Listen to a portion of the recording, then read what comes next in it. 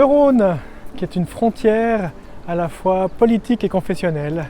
Et une frontière qu'on franchit facilement de nos jours, notamment grâce à cette passerelle qui date de 2002, mais effectivement une frontière depuis la deuxième moitié du XVe siècle, depuis les années 1475-76, lorsque la partie actuellement vaudoise a été conquise par Berne et la partie actuellement valaisanne, ça a été conquise par le Haut-Valais qui s'est implanté dans la région, alors qu'auparavant tout ce territoire faisait partie de la Savoie. On est ici au centre du fleuve. On a sur notre droite l'embouchure de l'Avançon, qui est une rivière importante dans la région, donc qui vient jeter ici dans le Rhône. L'Avançon, sur lequel sont notamment situées plusieurs usines hydroélectriques qui ont permis de fournir l'électricité à Bé, Grillon, Villars, et puis aussi d'alimenter le chemin de fer qui va relier ces localités. Oui, un franchissement du Rhône qui existe depuis l'époque romaine. Oui, puisqu'à l'époque romaine, déjà ici à Massonger, on franchissait le Rhône, c'est là qu'il y avait un pont. Ensuite, on l'a franchi pendant de nombreuses années par bac, ce Rhône, avant qu'une passerelle ici, un pont, soit construit à la fin du 19e siècle. Et puis pendant longtemps, on n'a pas eu autant de ponts qu'on a actuellement sur le Rhône. Et pendant très longtemps, tout le Moyen-Âge jusqu'au 19e siècle, l'unique pont en venant depuis le Léman était le pont de Saint-Maurice, le vieux pont Pierre de Saint-Maurice.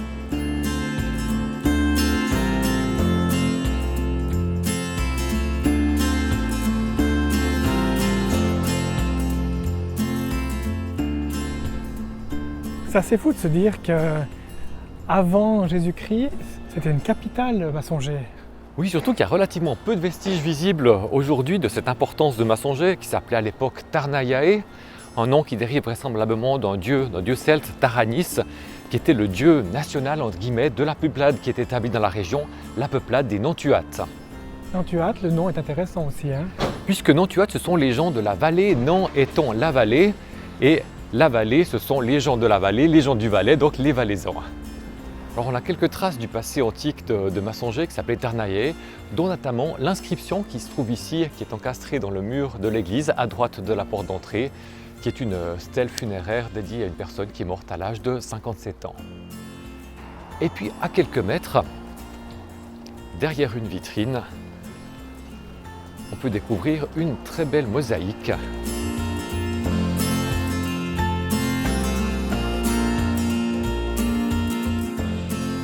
Ah ben voilà, cette fameuse mosaïque romaine. Exactement, qui est associée vraiment à l'histoire de Massonger et qui est un des vestiges les plus visibles et les plus emblématiques de ce passé romain.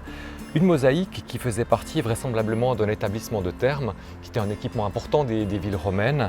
Et puis elle était plus particulièrement dans le vestiaire et qui représente deux combattants qui sont en train de s'entraîner à la lutte au poing, donc deux pugilistes. J'essaie de reprendre la pause, Pierre. Ah.